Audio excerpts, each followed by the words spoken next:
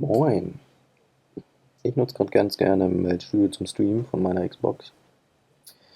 Dazu läuft das Ganze mit einer Capture Card hinter der Xbox zum Mac und dann raus zu Twitch und Co.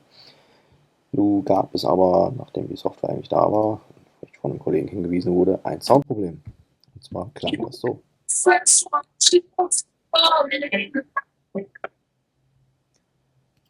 Nochmal.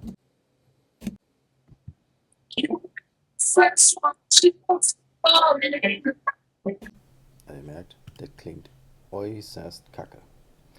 Ich habe das Problem dann ewig versucht rauszufinden, was da los ist. Habe es leider nicht gefunden. Melt Studio ist mit den Einstellungen da auch sehr überschaubar, was Sound anbelangt. Wenn wir hier gucken, Audio.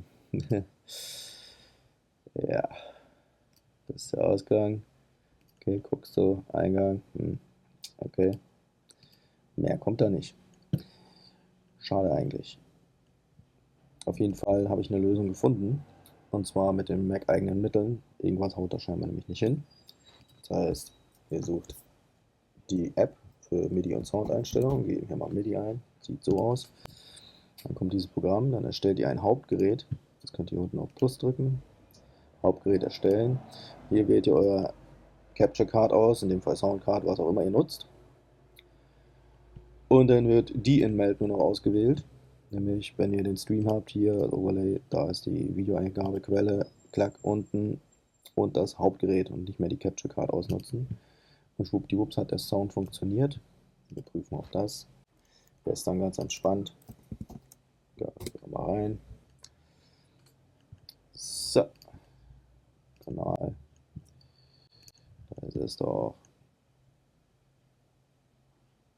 Ups, hier ein Stream von gestern als Beispiel.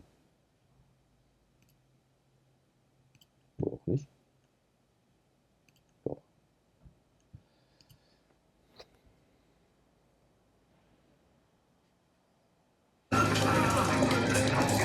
Hier klingt das jetzt.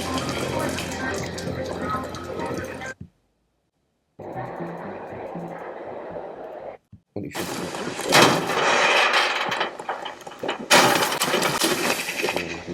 raus. Ja, ein Hauptgerät erstellen, die Soundkarte mit einbinden. Ihr könnt da theoretisch auch mehrere Soundkarten einbinden. Und fertig ist die Geschichte. Warum, wieso, weshalb, kann ich nicht sagen. Ich vermute mal, es hängt mit der Abtastrate zusammen. Die Urbin hat 48 Kilohertz. Ich weiß nicht, ob das Programm stört.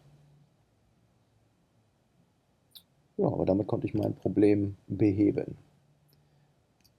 In dem Fall danke. Wenn ihr noch Fragen habt, schreibt einfach.